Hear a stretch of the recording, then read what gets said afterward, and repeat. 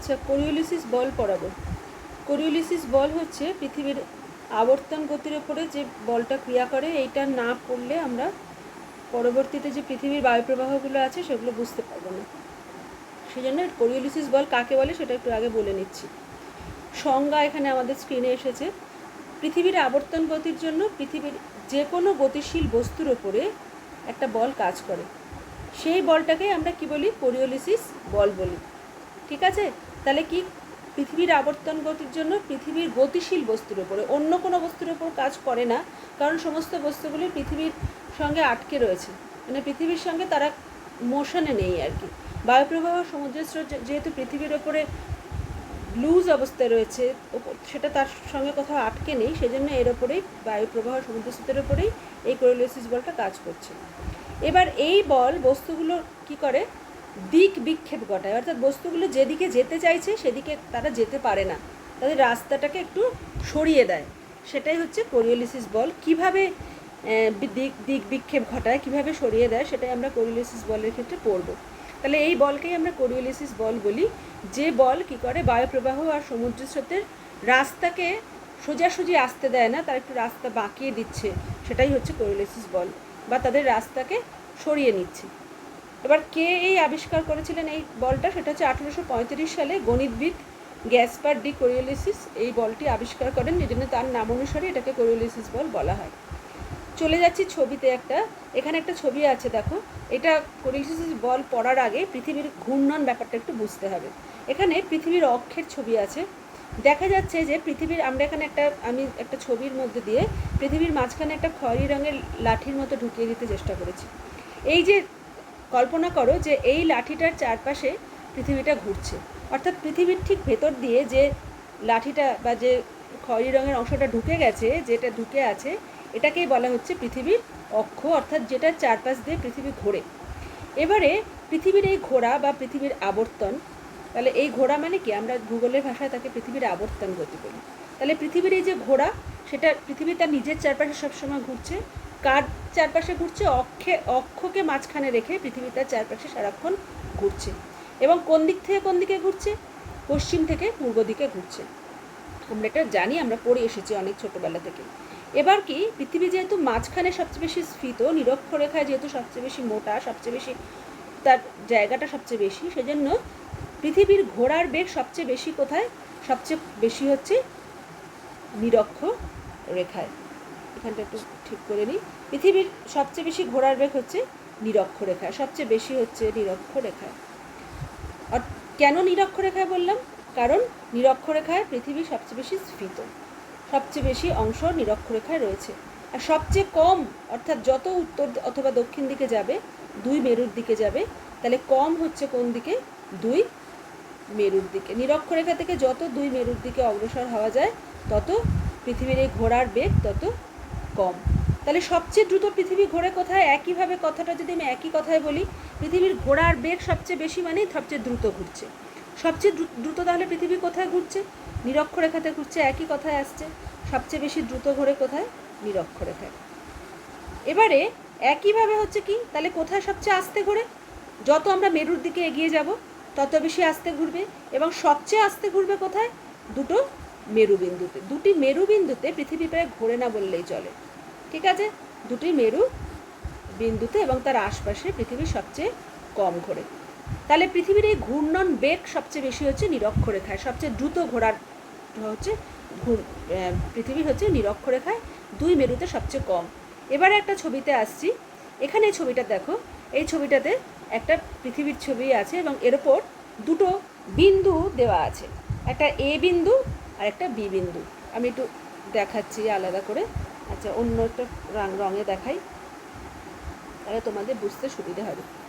দেখো, এ দিয়ে একটা বিন্দু দেওয়া আছে আর বি দিয়ে একটা বিন্দু দেওয়া আছে। পৃথিবীর ওপরে দুটো বিন্দু আঁকা আছে, একটা এ বিন্দু, একটা বি বিন্দু।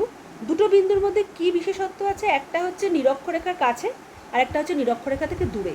অর্থাৎ এ বিন্দুটা আছে নিরক্ষরেখার কাছে, মানে পৃথিবীর মাঝখানে, আর আরেকটা বিন্দু যেটা বি বিন্দু, সেটা হচ্ছে দুটো মেরুর, উত্তর মেরুর কাছে। এবারে এ বিন্দুর ঘোরার গতিবেগ আর বি বিন্দুর ঘোরার গতিবেগ, তলায় আমি লিখেছি দুটো লাইনে। এ বিন্দুর ঘোরার গতিবেগ কি হবে? বেশি হবে। কেন বেশি হবে? না এ বিন্দু কোথায় আছে? পৃথিবীর মাঝখানে আছে, তার ঘোরার রাস্তাটা সবচেয়ে বেশি। তাহলে এখানে দেখো ঘোরার পথের গোলত্ব বেশি কার? সবচেয়ে বেশি কার? এখানে ছবিতে আমাদের যে ছবি এসছে তাতে সবচেয়ে বেশি কার? এ বিন্দু। এ বিন্দুর ঘোরার যে রাস্তা আর বি বিন্দুর যে ঘোরার রাস্তা, মানে এ বিন্দুটা যে পথে ঘুরছে, আমি এখানে একইভাবে একটা ছবি আঁকি। এই যে রাস্তা আর এর যে ঘোরার রাস্তা, এই যে বি বিন্দুর, দুটোর রাস্তা কিন্তু সমান নয়। কার বেশি?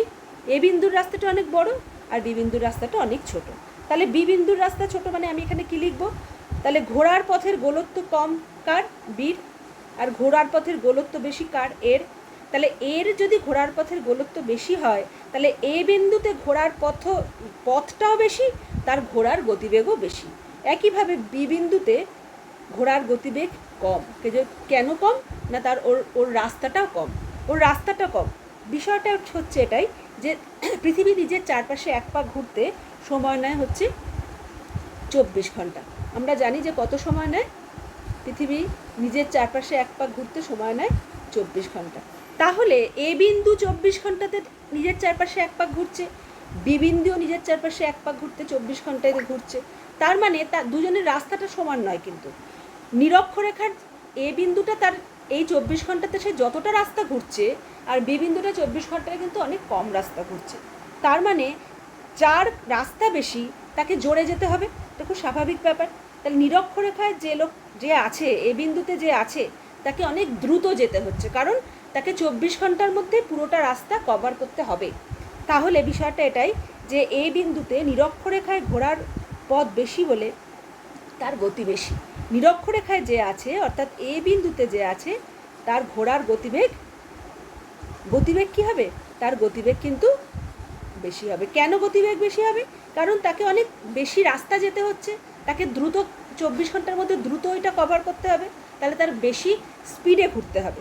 আর বি এর যে আছে বি বিন্দুতে, তার রাস্তা কম, তাকে অল্প রাস্তা যেতে হবে।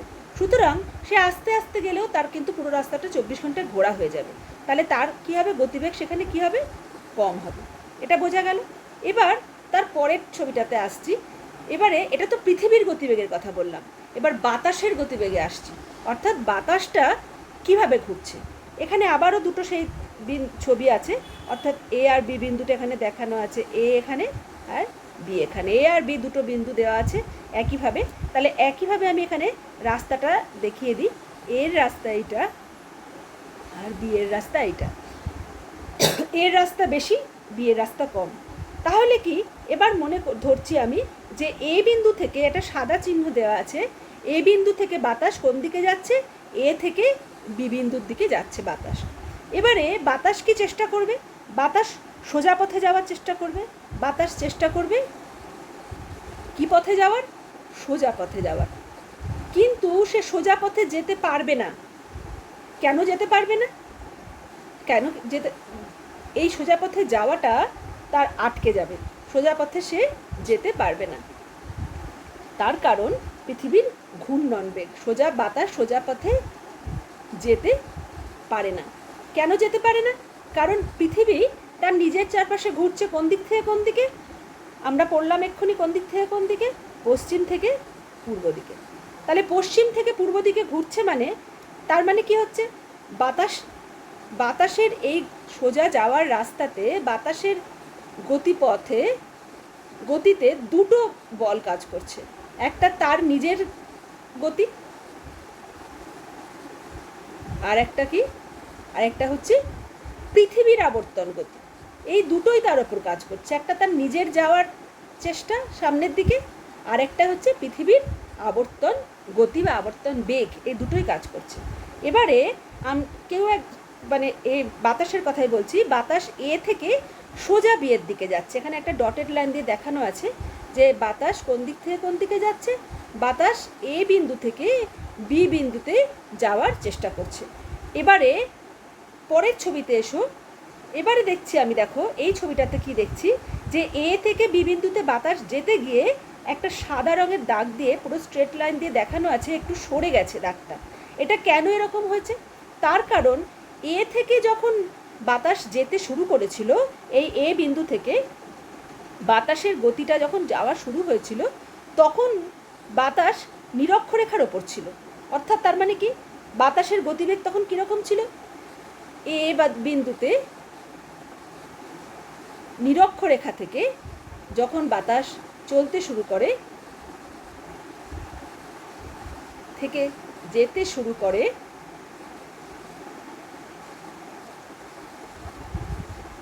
করলে সেই বাতাসের গতিবেগ কি ছিল, বাতাসের গতিবেগ বেশি ছিল, কারণ বাতাস কোথায় ছিল, নিরক্ষরেখার ওপর ছিল। পৃথিবীর আবর্তন গতি যেহেতু সেখানে বেশি, আমরা একটু আগে পড়ে এলাম যে এ বিন্দুতে, এ বিন্দু আর বি বিন্দুর মধ্যে কে বেশি দ্রুত ঘোরে, এ বিন্দু বেশি তাড়াতাড়ি ঘুরছে, কারণ এ বিন্দুটা নিরক্ষরেখার ওপর আছে, নিরক্ষরেখায় ঘোরার রাস্তাটা বেশি, এ বিন্দুকে বেশি পথ যেতে হবে। তাহলে এ বিন্দুতে নিরক্ষরেখা থেকে যখন বাতাস চলতে শুরু করছে তখন বাতাস বেশি গতি নিয়ে চলতে শুরু করছে। তাহলে কি এখানে বাতাস বেশি গতি নিয়ে, তাহলে বাতাসের গতি এখানে বেশি। এবারে বেশি গতি নিয়ে, বাতাসের গতি বেশি, এই বেশি গতি নিয়ে যখন বাতাস এখান দিয়ে এগোচ্ছে, নিরক্ষরেখা থেকে যখন ও এগোচ্ছে বাতাস, তখন ও সোজা পথে না যেতে গিয়ে ওর রাস্তা, যখন ও বি বিন্দুতে গেল, বি বিন্দুতে যখন গিয়ে পৌঁছালো, বি বিন্দুর ঘোরার রাস্তাটা তো কম, বি বিন্দুতে যখন পৌঁছাচ্ছে তখন কিন্তু কিছুটা পথ এগিয়ে আছে। কারণ কেন এগিয়ে আছে, কারণ ও বেশি গতিতে এগিয়ে এসেছিল। বেশি গতিতে এগিয়ে আসার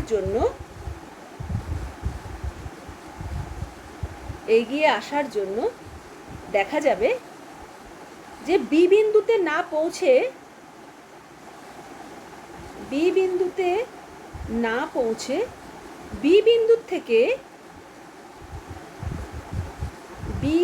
থেকে কিছুটা পূর্ব দিকে এগিয়ে যাচ্ছে, কিছুটা পূর্ব দিকে এগোচ্ছে।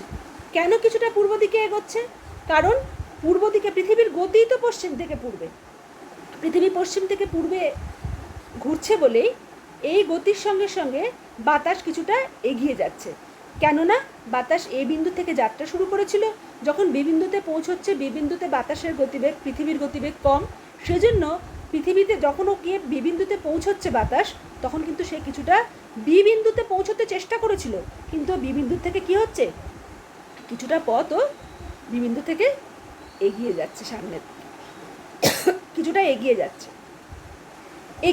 তার মানে কি, এই যে এগিয়ে যাওয়া, এই এগিয়ে যাওয়াটাকেই আমরা ভূগোলের ভাষায় কি বলছি, গতি বিক্ষেপ বলছি, অর্থাৎ বাতাসের গতি বিক্ষেপ, এটাকেই বলা হয় বাতাসের গতি বিক্ষেপ। কোরিওলিসিস বল অনুসারে বাতাসের গতি বিক্ষেপ ঘটছে, পৃথিবীর আবর্তন গতির জন্য বাতাসের গতি বিক্ষেপ ঘটছে। কিসের জন্য, পৃথিবীর আবর্তন গতির জন্য।